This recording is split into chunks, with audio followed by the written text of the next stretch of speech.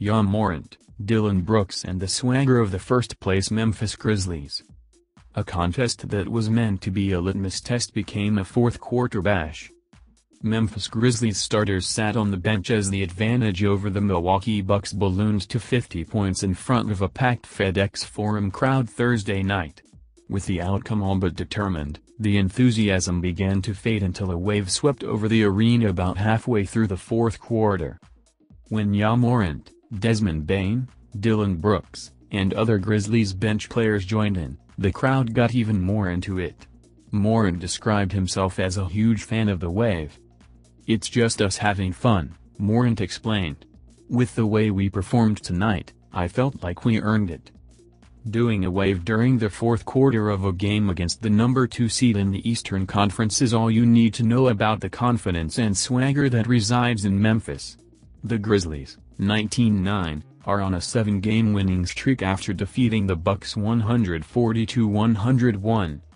The win was followed by a New Orleans Pelicans loss against the Utah Jazz, so the Grizzlies are alone at the top of the Western Conference.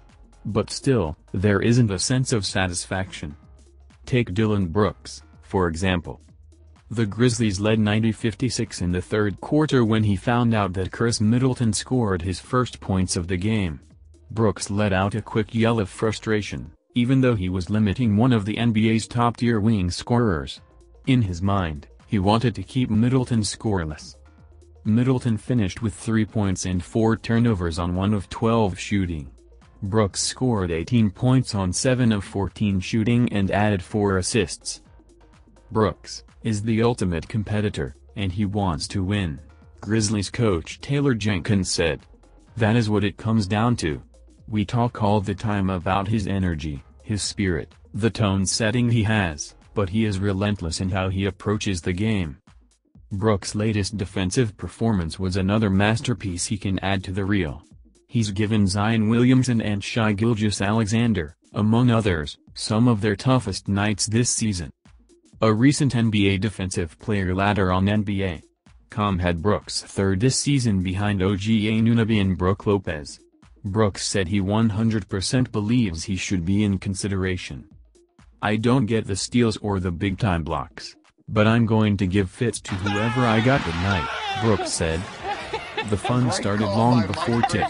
It is common for Brooks to look forward to certain matchups, but he wasn't the only one wanting a crack at Giannis Antetokounmpo on Thursday night. Brooks and Steven Adams were going back and forth on Wednesday during the Grizzlies scout session at practice about who would guard Antetokounmpo. Then, assistant coach Darko Rajakovic let them know that actually Jaren Jackson Jr. was given the initial assignment. Memphis held Antetokounmpo to 19 points on 5 of 13 shooting. "I think we just talked about this before the game, our discipline to be really good with our pickup points, showing crowds on Giannis," Jenkins said.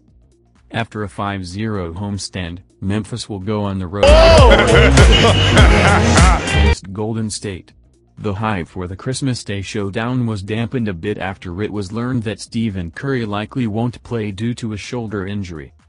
Brooks was asked after the game if he was disappointed that Curry won't play. Then, a memory came through his mind. You can bet that Brooks is looking forward to being matched up against Gilgeous-Alexander, Jamal Murray, and Devin Booker, but he's itching to guard Klay Thompson on Christmas Day. "I like that matchup better, because Thompson was talking a little smack when we lost," Brooks said. "I'll just show him what type of defense I got."